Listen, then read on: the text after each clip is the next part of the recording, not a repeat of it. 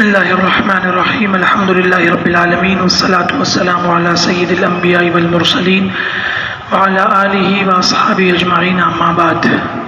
محترم دوستوں، بزرگوں اور ساتھیوں، جیسا کہ آپ سب کو پتہ ہے کہ یہ اسلامی سال کا پہلا مہینہ ہے اور شریعت میں 4 مہینوں کو خاص طور سے قابل قدر، قابل عزت اور قابل حرمت مانا ہے۔ ان 4 مہینوں میں سے ایک مہینہ یہ بھی ہے، ذی القعدہ، ذی الحجہ، محرم اور رجب۔ یہ 4 مہینے وہ ہیں جو نبی اکرم صلی اللہ علیہ وسلم کی بعثت سے پہلے بھی بہت ہی زیادہ قابل قدر مانے جاتے تھے، اور اللہ کے رسول صلی اللہ علیہ وسلم نے بہت سی وہ باتیں جو ملت ابراہیمی یعنی حضرت ابراہیم علیہ السلام کے دین کی جو باتیں اس زمانے تک باقی تھی، اس کو اللہ کے رسول صلی اللہ علیہ وسلم نے بھی باقی رکھا۔ تو غالب گمان یہی ہے کہ یہ حضرت ابراہیم علیہ السلام ہی کے زمانے سے قابل حرمت اور قابل عزت سمجھے جاتے تھے، اس لیے اللہ کے رسول صلی اللہ علیہ وسلم نے بھی مستقل اس کی حرمت کا اعلان فرمایا، اور جب تک رمضان المبارک کے روزے فرض نہیں ہوئے تھے تب تک عاشورہ یعنی محرم کی 10 تاریخ کا روزہ بھی فرض تھا۔ جب رمضان المبارک کے 30 روزے یعنی پورے مہینے کے روزے فرض ہو گئے تو اب اس کی فرضیت منسوخ ہو گئی۔ منسوخ ہونے کا مطلب یہ ہے کہ اب یہ فرض نہیں رہے، رکھیں گے تو انشاءاللہ ثواب ہوگا، اور کوئی اگر نہیں رکھتا تو کوئی گناہ نہیں ہوگا۔ اب یہ دن شہرت بہت ہی زیادہ شہرت کا حامل ہے، مسلمان تو کیا غیر مسلم بھی اس دن کے متعلق جو ہے وہ بہت کچھ واقفیت رکھتے ہیں، کچھ صحیح اور کچھ غلط، اور بلکہ یوں سمجھا جائے کہ محرم جو ہے وہ تو ہے مہینے کا نام، مگر لوگ عام طور پر اس کو مہینے کے نام سے یاد نہیں کرتے، 10 تاریخ کو محرم کہتے ہیں۔ بہت سارے لوگ 10ویں تاریخ کو محرم مانتے ہیں، جبکہ حقیقت یہ ہے کہ اسلامی سال محرم ہی کے مہینے سے شروع ہوتا ہے، اور یہ بھی ہماری مسلمانی کا یعنی ہمارے اسلام کا تقاضا ہے کہ ہمیں اسلامی تاریخ، اسلامی سال اور اسلامی مہینے یاد ہونے چاہیے۔ ہوتا یہ ہے کہ ہمیں انگریزی تاریخ تو تقریباً سب کو یاد ہوتی ہے، انگریزی سن، سال سب کچھ یاد ہوتا ہے، مگر اسلامی سال تک نہیں پتہ ہوتا۔ اب یہ تو شاید پتہ ہو کہ ابھی ہم اسلامی اعتبار سے 15ویں ہجری میں جی رہے ہیں، مگر خاص تاریخ کا علم بہت مشکل ہے، بہت کم لوگوں کو پتہ ہوگا۔ اس لیے یہ تمام باتوں کا یاد رکھنا فرض کفایہ ہے۔ اگر پوری بستی میں ایک شخص بھی اگر اسلامی تاریخ یاد نہیں رکھے گا تو سب گنہگار ہوں گے، یہ بھی دین کا ایک مسئلہ ہے۔ بہرحال تو اس دن کے متعلق بہت ہی مختصر میں 1-2 باتیں عرض کر دوں کہ کچھ کام وہ ہے جو کرنے کے متعلق ہے اور کچھ کام وہ ہیں جو بچنے کے ہیں۔ خاص طور سے پہلے تو یہ سمجھ لیجئے کہ رب کی مرضی ہو اس وقت کو، اس جگہ کو، اس مہینے کو اور اس دن کو رب بابرکت بنا دے، اور رب کی مرضی نہ ہو تو وہ بابرکت نہیں بن سکتا۔ کسی دن کا معتم بالشان ہونا، بابرکت ہونا، فضیلت کا حامل ہونا، بڑا دن ہونا، سادے لفظوں میں یہ شریعت سے ہی ثابت ہو سکتا ہے۔ پوری دنیا کے مسلمان مل کے کسی تاریخ کو متعین کر لیں کہ فلانا دن ہم بہت اونچا مانیں گے تو وہ اونچا نہیں ہو سکتا، اور کسی دن کو ساری دنیا کے لوگ اگر منحوس ماننا طے کر دیں تو وہ چیز منحوس بھی نہیں ہو سکتی، یہ بھی ذہن میں رہنا چاہیے۔ دوسری چیز، فضیلت کے لیے قرآن اور سنت ضروری ہے۔ قرآن تو کتاب اللہ تعالیٰ کی کتاب، اور سنت کا مطلب نبی اکرم صلی اللہ علیہ وسلم کا قول، فعل یا تقریر۔ کوئی بھی چیز بعد میں چل کر فضیلت کی حامل نہیں ہو سکتی۔ اب یہ سمجھ لیجئے کہ حضرت حسین رضی اللہ تعالیٰ عنہ کی شہادت نبی اکرم صلی اللہ علیہ وسلم کے دنیا سے پردہ اور رحلت فرمانے کے تقریباً 50 یا 51 برس کے بعد ہوئی ہے۔ 50 یا 51 برس کے بعد ہوئی ہے، اور حضرت دنیا سے یعنی اللہ کے رسول صلی اللہ علیہ وسلم حضرت حسین رضی اللہ تعالیٰ عنہ کی شہادت سے 50 سال پہلے دنیا سے تشریف لے جا چکے ہیں۔ اگر کسی چیز کی فضیلت رب کو منظور ہے، کسی دن کو بڑا بنانا مقصود ہے، تو اللہ تبارک و تعالیٰ نبی اکرم صلی اللہ علیہ وسلم کو وحی کے ذریعے سے بتلائیں گے کہ یہ وقت اور یہ دن اور یہ جگہ جو ہے فضیلت کی حامل ہے، یہ جگہ متبرک ہے، برکت والی ہے، بڑی جگہ ہے، یا یہ وقت جو ہے وہ متبرک ہے، بڑا ہے اور فضیلت کا حامل ہے۔ اس کے بعد یعنی حضرت کی دنیا سے تشریف لے جانے کے بعد کوئی کسی وقت کو، کسی دن کو، کسی جگہ کو فضیلت کا حامل نہیں بنا سکتا۔ یہ اصول اور ضابطہ یاد رکھیں، بات سمجھ گئے؟ یہ اس لیے بتلا رہا ہوں کہ محرم کی جو 10 تاریخ ہے، آپ یہ سمجھ لیجئے کہ اللہ کے رسول صلی اللہ علیہ وسلم مکہ مکرمہ میں بھی عاشورہ یعنی 10ویں دن کا روزہ رکھ رہے ہیں۔ مدینہ منورہ میں تشریف لانے کے بعد جو ہے حضرت کو علم ہوا کہ یہاں یہودی رہتے ہیں اور یہودی جو ہے وہ بھی اس دن روزہ رکھتے ہیں، تو حضرت نے پوچھا کیوں روزہ رکھتے ہیں؟ انہوں نے بتلایا کہ حضرت موسیٰ علیہ السلام کو اس دن جو ہے وہ فرعون کے لشکر سے نجات ملی۔ مسئلہ یہ ہوا تھا کہ فرعون جو ہے وہ مصر کا حاکم تھا، اور فرعون کا مطلب خاص ایک آدمی کا نام نہیں ہے، تو ذہن میں ہوگا ہی کہ فرعون کا مطلب یہ ہوتا ہے اس زمانے میں جتنے مصر کے بادشاہ بنتے تھے سب فرعون کہلاتے تھے۔ جیسے ہندوستان میں کسی کی بھی حکومت ہو وہ راجہ کہلاتا ہے، کسی کی بھی، خالی راجہ بھیا ہی نہیں ہو سکتا، کوئی بھی اور راجہ بھی ہو سکتا ہے، بات سمجھ گئے؟ تو ایسے ہی کسرا فارس یعنی ایران کا کوئی بھی بادشاہ بنتا تھا وہ کسرا کہلاتا تھا، اور روما یعنی اٹلی کا کوئی بھی بادشاہ بنتا تھا اس کو قیصر کہتے تھے۔ تو اسی طریقے سے مصر کے جتنے بھی بادشاہ بنتے تھے ان کو فرعون کہتے تھے۔ یہ فرعون جو تھا وہ کچھ زیادہ ہی نالائق تھا، تو اس نے جو ہے وہ انا ربکم الاعلی کہ میں تمہارا پالنہار ہوں، اس کا دعویٰ بھی کیا تھا۔ بہرحال تو حضرت موسیٰ علیہ السلام کو باقاعدہ ایک مشن دیا گیا، ایک پروگرام دیا گیا، ایک کام دیا گیا کہ آپ اس کو دین پہنچائیں اور اس کو سمجھائیں کہ رب تو صرف ایک اللہ ہے، اس کے علاوہ کوئی نہیں ہے۔ اور یہ تمام باتیں ہوئی اور وہ ایک لمبا قصہ ہے۔ پھر اس کے بعد حضرت موسیٰ علیہ السلام اپنی پوری قوم یعنی بنی اسرائیل، حضرت یعقوب علیہ السلام کی اولاد جو لاکھوں میں تھی اس کو لے کر جو ہے وہ مصر چھوڑ کر دوسری ملک منتقل ہو رہے تھے، تو فرعون اور اس کی فوج جو ہے وہ ان کا پیچھا کرتے ہوئے ان کے تعاقب میں جو ہے وہ دوڑنے لگی۔ اب حضرت موسیٰ علیہ السلام پوری قوم کو جب لے کر چلنے لگے تو سامنے دریائے قلزم آ گیا۔ اللہ تبارک و تعالیٰ کی طرف سے حکم ہوا کہ آپ اپنا جو عصا یعنی لاٹھی اور چھڑی ہے وہ پانی پہ پھینک دیجئے۔ جب حضرت نے یعنی حضرت موسیٰ علیہ السلام نے وہ لاٹھی پانی پر پھینکی تو کتابوں کے مطابق وہ پانی جو ہے وہ 2 حصوں میں بٹ کے کھڑا ہو گیا، جیسے دیوار ہمارے دائیں بائیں کھڑی ہے اس طریقے سے۔ اب وہ پورا کا پورا جو قافلہ تھا وہ حضرت موسیٰ علیہ السلام کے ساتھ پانی وہ جو ندی کا حصہ تھا اس میں اتر گیا۔ اب یہاں سے یہ لوگ اترے، ان کے لیے پانی اللہ تعالیٰ نے کھڑا کر دیا تھا، یعنی بنی اسرائیل کے لیے۔ پیچھے پیچھے فرعون اس کا لشکر بھی جب دیکھ رہا ہے کہ موسیٰ علیہ السلام اپنی پوری قوم کے ساتھ پانی کو اس طریقے سے پار کر رہے ہیں، تو انہوں نے بھی جو ہے وہ ان کے پیچھے پیچھے گھوڑے ڈال دیے۔ اب معاملہ یہ ہوا کہ جب یہ لوگ نکل گئے یعنی بنی اسرائیل کے لوگ، حضرت یعقوب کی اولاد حضرت موسیٰ علیہ السلام کی قوم، تو اس کے بعد جب یہ درمیان میں آ گئے یعنی فرعون اور اس کا لشکر، اللہ تعالیٰ نے پانی کو حکم دیا اور پانی نیچے اتر گیا اور وہ لوگ ڈوب گئے۔ یہ پورا قصہ ہے۔ تو اب عاشورہ کی یعنی 10 محرم کی فضیلت کے متعلق میں نے پہلے ہی کہہ دیا کہ رب جس کو چاہے اس دن کو فضیلت دے دے۔ ہم یہ نہیں کہہ سکتے کہ جمعہ فضیلت کا دن کیوں ہے، یا اتوار فضیلت کا دن کیوں نہیں ہے، بدھ فضیلت کا دن کیوں نہیں ہے، یا منگل فضیلت کا دن کیوں نہیں ہے۔ رب کی مرضی ہے، رب جس دن کو چاہے فضیلت دے دے، بڑھوتری دے دے۔ رمضان ہی کیوں فضیلت کا دن ہے، شعبان کیوں نہیں ہے، یا ربیع الاول کیوں نہیں ہے، یا ربیع الثانی کیوں نہیں ہے، یہ اللہ کی مرضی کی چیز ہے۔ اس لیے ہم اس پر جو ہے وہ سوال نہیں کر سکتے کہ رب نے اس کو کیوں فضیلت دی۔ بس اتنا ضرور ہے فضیلت پہلے سے تھی، اور اس دن جو واقعہ بنا صحیح حدیث کے مطابق جو واقعہ بنا جو اللہ کے رسول صلی اللہ علیہ وسلم سے منقول ہے، وہ ایک واقعہ ہے، وہ حضرت موسیٰ علیہ السلام والا واقعہ جو میں نے بھی مختصراً آپ کے سامنے عرض کیا۔ اس کے علاوہ حضرت آدم علیہ السلام کی پیدائش اور ان کا اترنا اور ان کا جنت میں سے باہر آنا، یا ان کی توبہ کا قبول ہونا، اور حضرت نوح علیہ السلام کا، اور حضرت ادریس کا، اور حضرت جو ہے وہ یونس کا، اور حضرت ابراہیم علیہ السلام کا۔ محقق کا مطلب تحقیق کرنے والے، وہ لوگ جو حدیث میں اچھی صلاحیت رکھتے ہیں، صاف اور ستھرے انداز میں انہوں نے یہ بات لکھی ہے۔ ایسا کچھ بھی نہیں ہے، ایسا کچھ بھی نہیں ہے، صرف ایک واقعہ بنا ہے اور وہ حضرت موسیٰ علیہ السلام کا جو فرعون کے ساتھ پیش آیا، بس یہ بات تو ہے، اس کی تصدیق کی جا سکتی ہے۔ باقی جو دوسرے سب، یہاں تک کہ شاہ رفیع الدین رحمۃ اللہ علیہ کی کتاب میں بھی یہ بات لکھی ہوئی ہے کہ جمعہ کے دن 10 محرم کی تاریخ ہوگی، محرم کی 10 تاریخ ہوگی اور اس دن قیامت آئے گی۔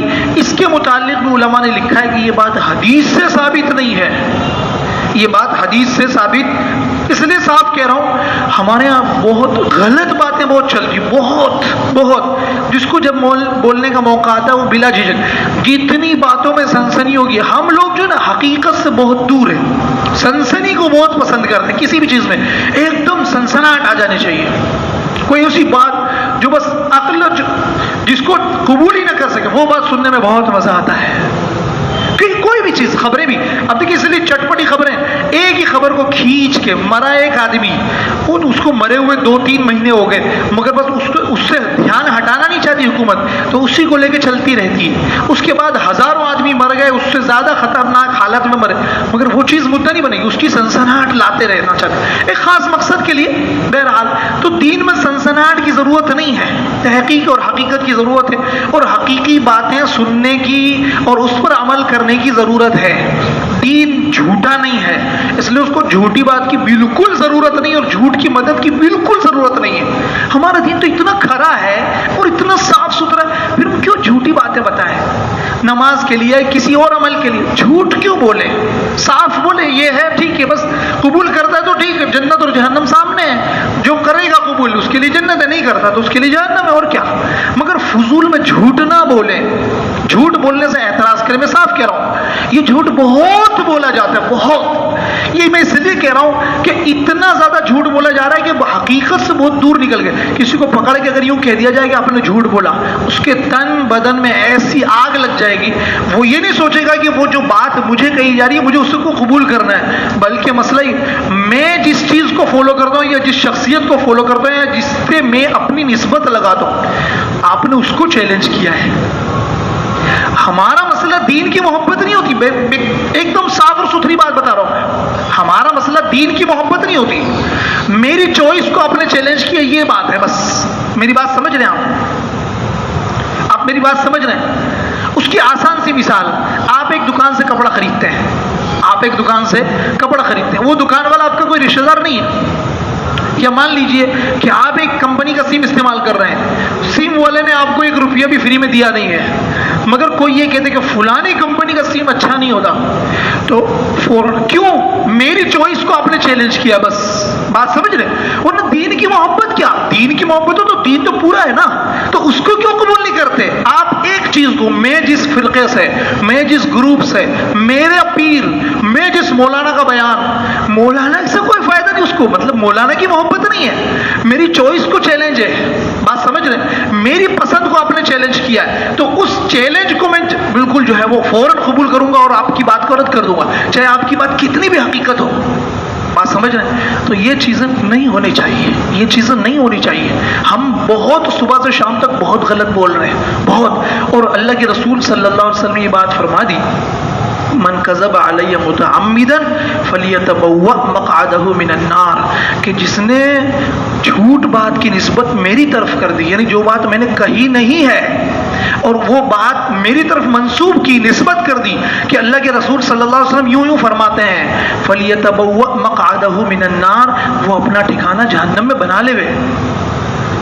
انداز دیکھیے آپ، انداز، حضرت یوں بھی کہہ سکتے تھے کہ وہ بہت نقصان اٹھائے گا، یوں نہیں فرمایا، یوں بھی کہہ سکتے تھے کہ وہ جہنم میں جائے گا، یوں نہیں فرمایا، فلیتبوأ، ٹھکانہ بناوے، بات سمجھ رہے؟ اس لیے بولنے میں جھجکو، فلانی کتاب، ارے بہت سی کتابیں بہت بالکل من گھڑت ہے، اس میں 80% روایتیں من گھڑت بھی ہوتی ہے، اس لیے بولنے کا شوق دماغ میں سے نکال دو کہ میرے کو بولنا بہت ہے، بس یہ شوق نکال دو، یہ شوق نکال دو، یہ شوق بہت تباہ کرتا ہے۔ کل وہ اس کی پکڑ ہوگی یا نہیں ہوگی وہ دوسری چیز ہے، مگر میری اور آپ کی اس لیے پکڑ ہوگی کہ میں نے جھوٹ بولا ہے، بات سمجھ رہے ہیں؟ اس لیے بولنے کا شوق جو ہے نا، ولولہ، ایک غلغلہ اور ایک ولولہ ہے، میں بولوں اور اتنا بولوں کہ جتنا جھوٹ ہو سکتا ہے بولوں، مت بولو، مت بولو، دین کے نام پہ تو بالکل ہی مت بولو، اگر دین کے نام پہ اگر جھوٹ بول دیا، کل قیامت کے دن اللہ کے رسول صلی اللہ علیہ وسلم کا دست مبارک اور آپ کا دامن ہوگا، کیا جواب دو گے؟ اس لیے مت بولو، صاف کہہ رہا ہوں میں، یہ جو بولنے کا جوش ہے نا، جوش، یہ برباد کر دے گا، اس لیے کہہ رہا ہوں صاف۔ تو ایسی بہت سی حدیث، بہت، کتنی بتائیں۔ باقاعدہ مولانا شعیب اللہ خان صاحب نے غلو فی الدین کے نام سے ایک کتاب لکھی، آپ اس کو پڑھیں، بہت بہترین کتاب ہے، پڑھیے۔ مفتی شعیب اللہ خان کس چیز کا نام ہے میں آپ کو بتا دوں، کرناٹک میں ان سے بڑا کوئی عالم نہیں ہے، اور ہمارے بڑے بڑے علماء کا ان پر اعتماد ہے، اور خود وہ اپنی ذات میں ایک بزرگ شخصیت ہے، ان کی کتابوں میں بھی زندہ ہے وہ شخص۔ مفتی سعید پالنپوری رحمۃ اللہ علیہ نے 50 جگہ پر مستقل اس کی نشاندہی کی ہے، یہ چیز غلط ہو رہی ہے، اس کا کوئی ثبوت نہیں ہے۔ اس لیے یہ اس واقعے کے معاملے میں بھی بہت تڑاک بھڑاک اور بہت الٹ سلٹ جو باتیں کہی جاتی ہیں وہ نہ کہیں۔ رب کی مرضی تھی عاشورہ کے دن کو فضیلت دے دی، بس وہ تو فضیلت پہلے سے تھی۔ اب کرنا کیا ہے اس دن؟ ایک کام یہ ہے کہ اللہ کے رسول صلی اللہ علیہ وسلم روزہ رکھتے تھے، ہم بھی روزہ رکھیں۔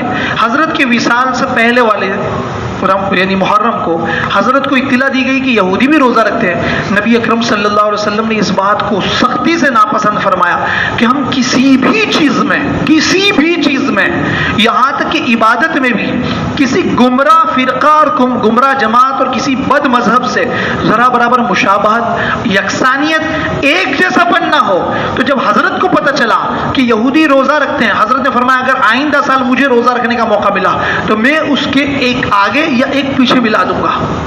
روزہ تو عبادت ہے، مگر اس کے باوجود یکسانیت کو پسند نہیں کیا، سمجھ رہے ہیں؟ اور دین ہمارا خاص طور سے اسلام جو اتنا زبردست حساس ہے، اتنا حساس ہے، چھوٹی چھوٹی باتوں پر بالکل سختی کے ساتھ کہا نہیں، یکسانیت نہیں ہونی چاہیے۔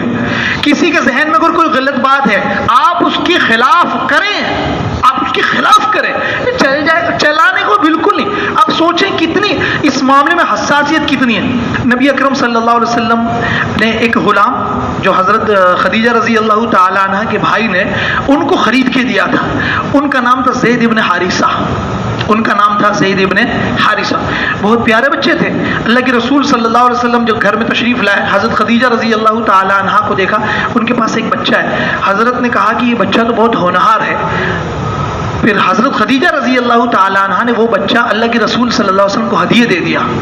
وہ بچے کو زبردستی کچھ لوگوں نے غلام بنا دیا تھا، اور بیچتے بکاتے جو ہے وہ بچہ مکہ آ گیا، اور مکہ سے حضرت خدیجہ تک پہنچا، اور حضرت خدیجہ رضی اللہ تعالی عنہ نے وہ بچہ نبی اکرم صلی اللہ علیہ وسلم کو دے دیا۔ پھر ایک لمبا قصہ ہے، مگر صاف لفظوں میں یہ ہے، یعنی جو میں بتانا چاہتا ہوں وہ یہ کہ حضرت نے یعنی اللہ کے رسول صلی اللہ علیہ وسلم نے اس کو غلام نہیں اپنا بیٹا بنا لیا، یہاں تک کہ والدین اس کے جب لینا ہے، حضرت نے کہا لے جانا چاہتے ہو لے جاؤ، اگر یہ جانا چاہتا ہے۔ جب ان کو بلایا گیا یعنی زید بن حارثہ رضی اللہ تعالی عنہ کو، تو انہوں نے کہا میں ان سے جدا ہونے کے لیے تیار نہیں ہوں، اور پھر مستقل حضرت نے ان کو بیٹے ہی کی طرح پالا، اور اپنی قریب ایک رشتہ دار عورت زینب بنت جہش، اس عورت سے ان کا نکاح کروایا۔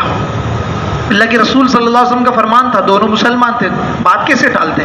اور یہ خود جو زید ابن حارثہ ہے حقیقت میں غلام نہیں تھے۔ غلام اس کو کہتے ہیں شریعت کے اعتبار سے کہ مسلمانوں کا لشکر یا کوئی بھی لشکر اس زمانے میں مستقل غلامی کا سلسلہ چلتا تھا، تو پہلے پتہ بھی ہونا چاہیے کہ غلام کس کو کہتے ہیں۔ آج کے زمانے میں باقاعدہ اسلام دشمن طاقتیں مسلمانوں کو غلام صرف ذہنی تو بنا ہی چکی ہے، جسمانی غلام بنانے کا مستقل سلسلہ ہے، اور ایک بہت بڑا مارکیٹ دنیا میں ہے جس میں عورتیں بیچی بھی جاتی ہیں اور خریدی بھی جاتی ہیں۔ آپ مجھ سے زیادہ واقف ہیں، وہ بحث دوسری ہے، مگر یہ اسلام پر اور مسلمانوں پر ایک اعتراض ہوتا ہے، تو اس کے لیے میں بتا دوں کہ غلام اس کو کہتے ہیں کہ ایک لشکر دوسری جگہ پر چڑھائی کرے، یا دو لشکروں کے درمیان میں لڑائی ہو زبردست طریقے سے، یا اسلامی اعتبار سے جہاد، اور جو سامنے والے ہیں یعنی جو دشمن ہیں اگر وہ ہار جائیں تو ان میں جو لڑنے آئے تھے ان کو غلام اور باندی بنایا جا سکتا ہے۔ شریعت کا اصول ہے، اور یہ اصول پہلے بھی چلتا تھا، مگر اسلام نے جو ہے وہ اس غلام اور باندی کے سلسلے کو آہستہ آہستہ ختم کرنے کی کوشش کی، اسی وجہ سے آج ختم ہے۔ وہ ایک پوری تاریخ ہے، اور یہ جو زید ابن حارثہ ہے وہ غلام تھے نہیں، مگر زبردستی کچھ لوگوں نے غلام بنا دیا تھا۔ اب اللہ کے رسول صلی اللہ علیہ وسلم نے جب زینب بنت جہش کا نکاح زید ابن حارثہ سے کر دیا، تو زینب جو ہے وہ ایک آزاد عورت تھی، اس کے دل میں ایک کسک تھی، ان کے دل میں کہ یہ غلام ہے بس، تو اس وجہ سے دونوں کے درمیان میں اتفاق نہیں ہو سکا، خود اللہ کے رسول صلی اللہ علیہ وسلم نے نکاح پڑھوایا مگر اتفاق نہیں ہو سکا. حضرت زید شکایتیں لے کر آتے تھے, حضرت اللہ کے رسول صلی اللہ علیہ وسلم کو سمجھا بجھا کے واپس کر دیتے تھے. وہ تقریباً 1-1.5 سال جیسا یہ معاملہ چلا اور اس کے بعد زید ابن حارثہ نے ان کو طلاق دے دی. زید ابن حارثہ نے ان کو طلاق دی. جب دونوں کے درمیان میں اتفاق ہوا ہی نہیں تو پھر طلاق دے دیا. اب مسئلہ یہ تھا کہ زینب بنت جحش ان کو زبردست چوٹ لگی کہ میں مطلقہ ہو گئی اور مجھے زخم لگا ہے, اور طلاق تو ایک مستقل زخم ہے. تو حضرت یہ چاہتے تھے کہ اس کی یعنی زینب بنت جحش رضی اللہ تعالیٰ عنہ کی دلجوئی ہو جائے, تو حضرت نکاح کرنا چاہتے تھے.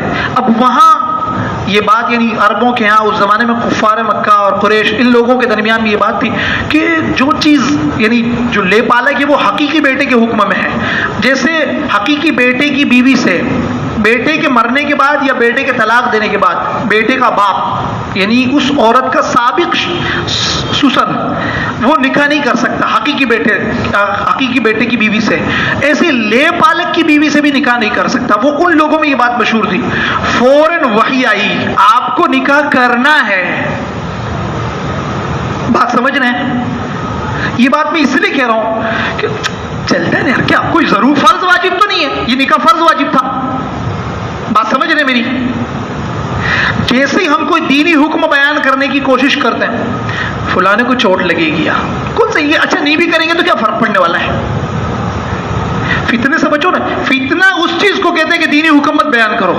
میں نے بار بار دیکھا کہ جو لوگ حق پرست ہیں جب وہ حق بیان کرنے کا نمبر آتا ہے, یہ موقع ابھی میت کا گھر ہے یار, چلا دینا پھول چلا دو نا, اس کو اذان دے دینا تو کیا فرق پڑتا ہے؟ کل کی مٹی ڈال دینا تو کیا فرق پڑتا ہے؟ کوئی اپنے مردے کو اس سے تھوڑی نا کچھ فرق پڑنے والا ہے. یعنی میں نے جب دیکھا ہمارا آدمی اپنی بات کو بالکل نہیں منوا سکتا اور غلط آدمی بلا جھجک منواتا ہے, غلط آدمی بلا جھجک منوا لیتا ہے, اور ہمارا اپنا فرق کا فرض ہے یار صاف اور ستھرا بے لچک رویہ ہونا چاہیے دین کے معاملے میں.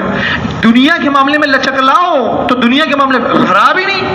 مانہانی فوراً میرے خلاف میرے ہوتے ہوئے بے تو ہے کیا, تو وہاں تو لچک نہیں لاتا, اور جہاں دین کا مسئلہ ہوتا ہے اتنا لچکیلا بن جاتا ہے کہ اس سے بڑا کوئی جو ہے وہ صلح پسند ہی نہیں ہے.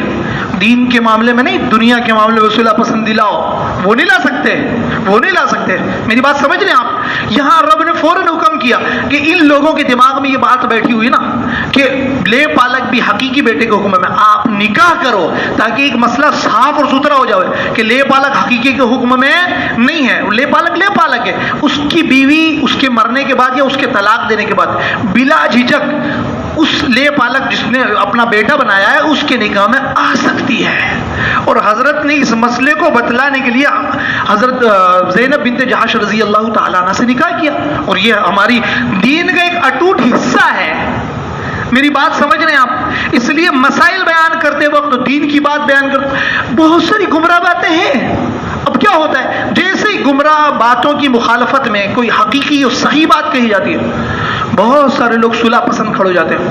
نہیں, اسی وجہ سے میں بتا رہا ہوں نا آپ کو, اسی وجہ سے ہمارے شہر میں کم از کم 500 مسجد ہوں گی, 50 مسجد آپ کو نہیں ملے گی جس کے اندر حق بات بولی جاتی ہوگی بلا جھجک. میں خود ستائی کی بات نہیں کر رہا ہوں, کہاں ہوتا ہے بیان, کہاں ہوتا ہے بتاؤ. یہ جوان طبقہ ہے نا, یہ ہماری غلط دادا گیری کی وجہ سے جوان طبقہ گمراہ لوگوں کا شکار ہو رہا ہے.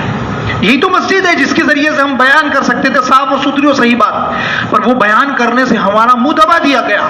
اب ہوتا کیا ہے, جوان تو سب کچھ سنتا ہے, سب کچھ دیکھتا ہے, سب سے ملتا ہے. اب وہ ملحدین کا بھی یعنی ناستک لوگوں کا بھی شکار ہوتا ہے, اور جتنے گمراہ فرقے ہیں جو اپنے آپ کو مسلمان بھی کہتے ہیں ان کا بھی شکار ہوتا ہے. اور اس کا ذہن مکمل طور سے خیالات اور شکوک و شبہات کا ایک مرکز بن جاتا ہے. اس کے ذہن میں سب, وہ نماز تو ہمارے ساتھ پڑھتا ہے مگر ذہنی اعتبار سے وہ اسلام سے بالکل دور ہوتا ہے. وجہ یہی ہے, عالم کی کمی نہیں ہے, علماء بہت ہیں, زبردست بڑے بڑے باصلاحیت لوگ ہیں, اور ہر ایک چیز کا جواب بہت مدلل اور بہت مضبوط دے سکتے ہیں. مگر سب سے بڑی وجہ یہ کہ ہم نے اپنے عالموں کو بولنے سے روکا, ان کا منہ دبا دیا. صاف لفظوں میں جس نے بیان کیا اور دوسرے دن اس کی چھٹی. اتنا معاملہ خراب ہے کہ میں آج سے 3-4 سال پہلے رمضان مبارک میں بہت سی مسجدوں میں قرآن کریم کا اختتام ہوتا تھا تو اس میں دعا اور اس سے پہلے کچھ باتیں کہنے کے لیے مجھے بلایا جاتا تھا. ہمارے قریب سے آدھا کلومیٹر یا اس 1 کلومیٹر کے درمیان میں ایک بڑی مسجد ہے, اس کے اندر مجھے بلایا گیا اور ہر سال بلاتے تھے. اس سال بھی بلایا. اس سال میں نے علماء کی فضیلت پر اس کے اکرام پر بول دیا, دوسرے سال سے چھٹی. پیسہ دے کے نہیں بلاتے تھے اور نہ ہی پہ پیسہ لیتا تھا, کچھ بھی نہیں. دوسرے سال سے چھٹی. 2 ہی وجہ ہو سکتی ہے.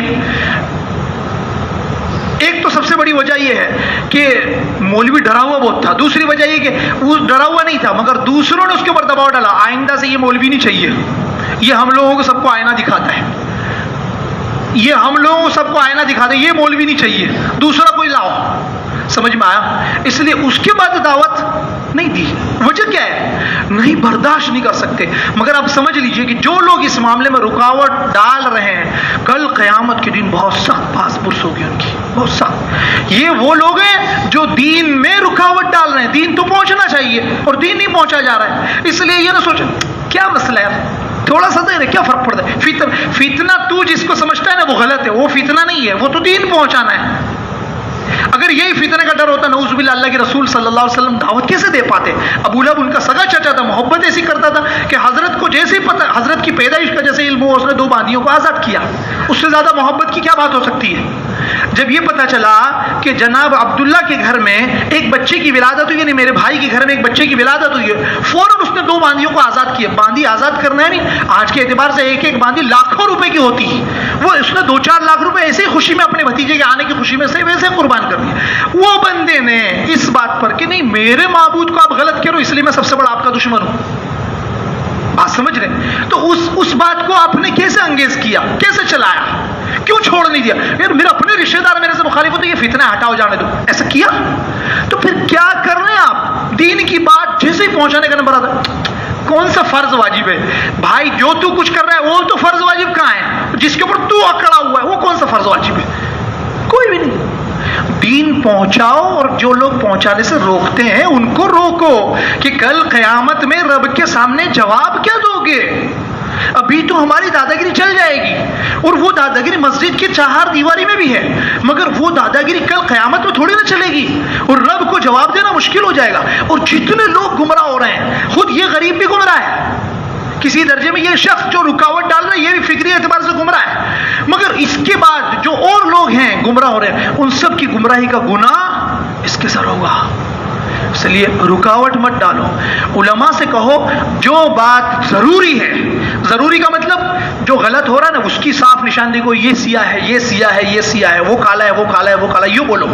یہ تھوڑا سا مٹیا لایا, بیچ بیچ کا نہیں, فالتو میں بیچ بیچ کا نہیں, صاف اور ستھرے لفظوں میں بولو یہ سفید ہے اور وہ سیاہ ہے, یوں بولو. اور جس کو سفید اختیار کرنی وہ سفید اختیار کرے گا, جس کو سیاہی اختیار کرنی وہ سیاہی اختیار کرے گا, مگر صاف لفظوں میں. یہ بلا وجہ لچکیلا رویہ کیا مطلب؟ لچک ہونی چاہیے نا اپنی زندگی میں. جب 2 بھائیوں کے درمیان میں وراثت کا مسئلہ ہو اس میں کیوں نہیں لچک ہوتی بھائی کہ چل بھائی تو سارا حصہ تو لے لے, چل میں اپنے باپ کا کچھ حصہ نہیں لیتا. ایسا بھی تو ہوتا. اگر اتنا صلح پسند ہوتا تو یہ معاملہ ہوتا کہ میں نے اگرچہ زندگی بھر تجھے کھلایا مگر میں اپنا کوئی حصہ نہیں مانگتا, چلو میں اپنا حصہ, میں اپنی زندگی نئے سرے سے شروع کروں گا. لچک وہاں اختیار کرتا تو ثواب کا مستحق بنتا. لچک تو نے یہاں اختیار کی, تو ثواب کا نہیں عذاب کا مستحق ہو رہا ہے. بات سمجھ رہے ہیں؟ اس لیے صاف لفظوں میں دین پہنچنے دو. ایک ہی ذریعہ رہ گیا ہے, وہ مت چھینو. یہ ایک ہی ذریعہ ہے, اس کے علاوہ کوئی ذریعہ کہاں ہے؟ سمجھ رہے ہیں؟ اس لیے اس معاملے میں بالکل, اور ایسے ضروری نہیں صرف یہی, ہر مسجد کے لیے صاحب ان کی ذہن سازی کرو کہ کل قیامت میں آپ جس کو آپ درست سمجھتے ہیں ضروری نہیں ہے, جس کو علماء کرام درست سمجھ رہے ہیں وہ درست ہے. ہم سب کی بھیڑ ہو نا, لاکھوں نہیں, کروڑوں نہیں, کھربوں میں, وہ بھیڑ ایک پلڑے میں رکھ دی جائے اور محقق علماء, خدا ترس علماء کی جماعت کے چند لوگ ایک طرف ہوں گے, پلڑا وہ جھکے گا, یہ بھیڑ نہیں جھکے گی. سمجھ میں آ رہی ہے بات؟ وہ یہ پلڑا نہیں جھکے گا, وزن میں یہ بہت بھاری ہے مگر مرتبے میں ان کا پلڑا جھکا ہوا ہے. یہ رب کے محبوب نبی صلی اللہ علیہ وسلم کی حدیث ہے, لا تجتمع امتی علی الضلالہ. ہم علماء کے خلاف جا رہے ہیں. دیکھیں آپ مفتی تقی عثمانی دامت برکاتہم بیان سنا، رد ہوتا ہے رد، جتنی منکرات ہے، جتنی غلط بات علی الاعلان رد ہوتا ہے. کیوں نہیں رد ہوتا؟ ڈاکٹر منظور مینگل دامت برکاتہم کا بیان بلا تکلف علی الاعلان رد ہوتا ہے کہ غلط ہو رہا ہے، اس لیے غلطی سے روکنے کی. بہرحال اصل تو موضوع یہی تھا کہ جو ہے وہ عاشورہ، اس میں کرنے کا کام یہ ہے، ایک تو روزہ، اور اللہ کے رسول صلی اللہ علیہ وسلم کو تو مہلت نہیں ملی آئندہ سال 2 روزے رکھنے کی، مگر حضرت نے یہ پسند فرمایا کہ آدمی 9 یا 11 تاریخ کا بھی روزہ ساتھ میں ملا لے. اگر کوئی 9 اور 11 تاریخ 9 10 رکھے یا 10 11 رکھے بہت اچھی بات ہے، اور اگر صرف اکیلے 10 تاریخ کا بھی روزہ رکھے گا تو مکروہ تنزیہ، گناہ نہیں ہوگا، اور نہیں رکھتا تو بھی کوئی گناہ نہیں ہے، رکھے گا. حدیث شریف میں یہ بات ملتی کہ 1 سال پچھلے جو ہے اس کے گناہ معاف ہو جائیں گے، صغیرہ، کبیرہ نہیں. کبیرہ کا مطلب تو یہ ہے کہ جو بڑے گناہ ہیں اس کو تو توبہ سے ہی معاف کروانا پڑے گا.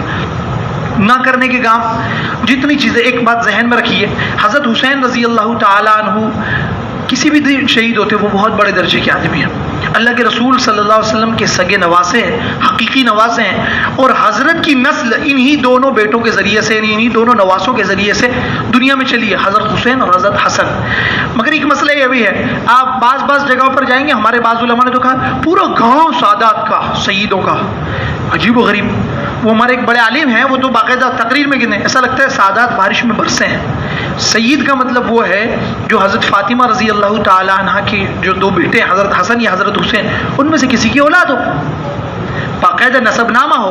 اور نسب نامے کا مسئلہ تو یہ ہے کہ پاکستان جیسے ملک میں تمہیں 14 پشتوں کا نسب نامہ ویسے ہی سرٹیفکیٹ بنا کے دیا جا سکتا ہے. اس لیے جو صحیح معنی میں سید ہے اسی پر ہی سعادت کا حکم لگے گا.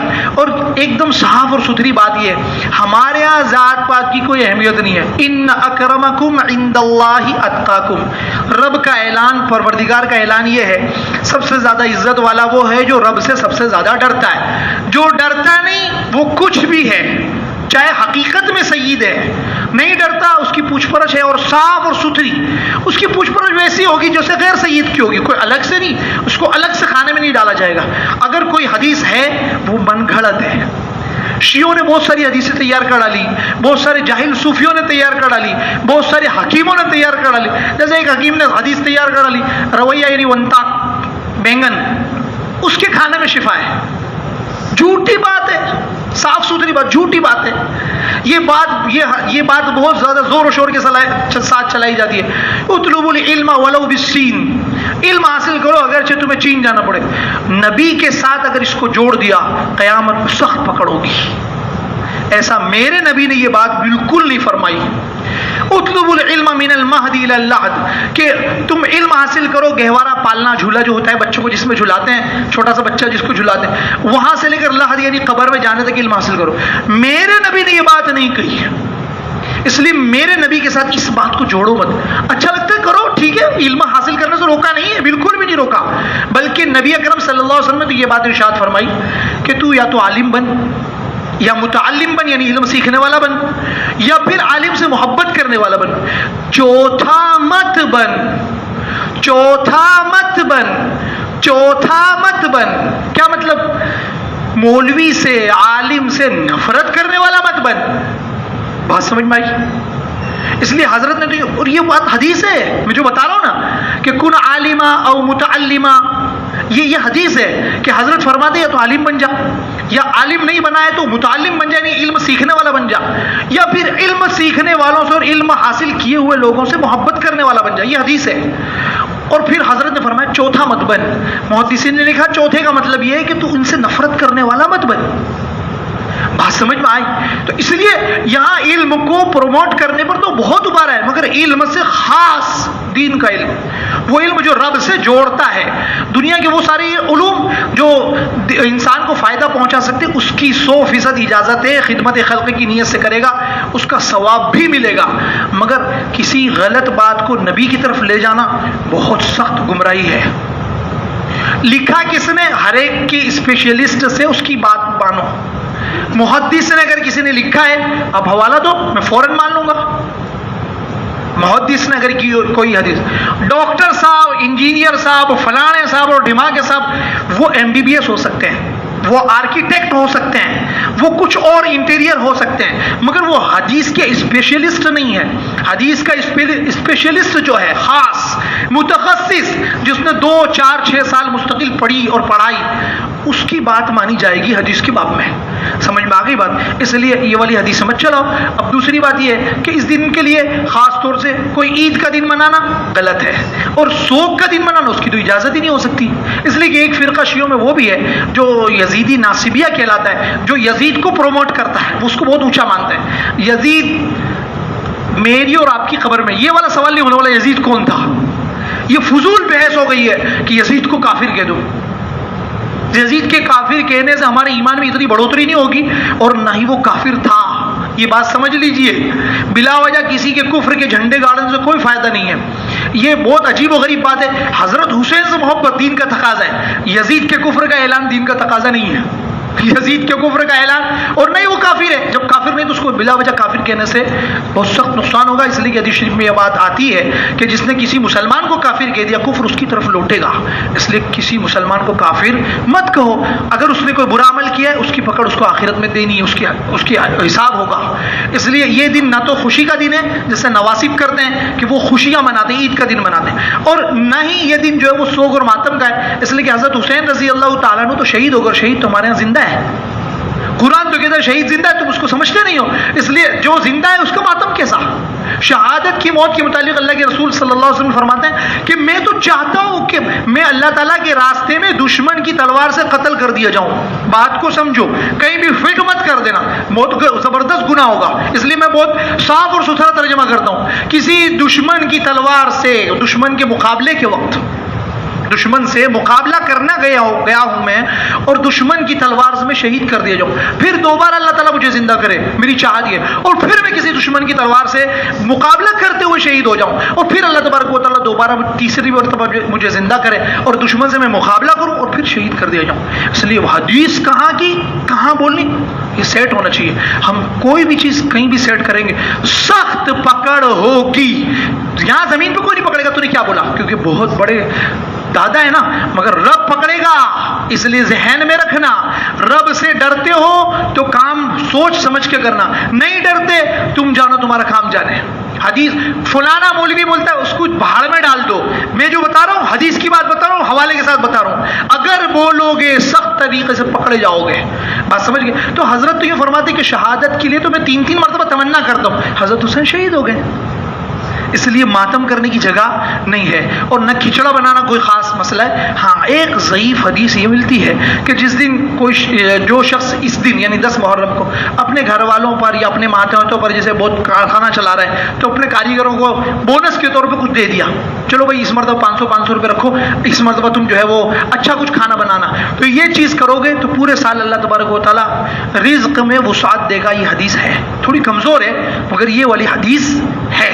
تو یہ کیا جا سکتا ہے، اپنے ماتحت کا مطلب یا تو اپنے گھر کے لوگ ہیں یا ماتحت میں وہ لوگ بھی آ گئے جو ہمارے کارخانے میں ہمارے ملازم یعنی نوکر ہیں، ان تمام لوگوں پر وسعت کر دے گا آدمی۔ تو انشاءاللہ اللہ تعالیٰ کی ذات سے امید ہے کہ اس کا جو ہے وہ پورے سال برکت ہوگی۔ اللہ تعالیٰ ان باتوں پر عمل کرنے کی توفیق عطا فرمائے۔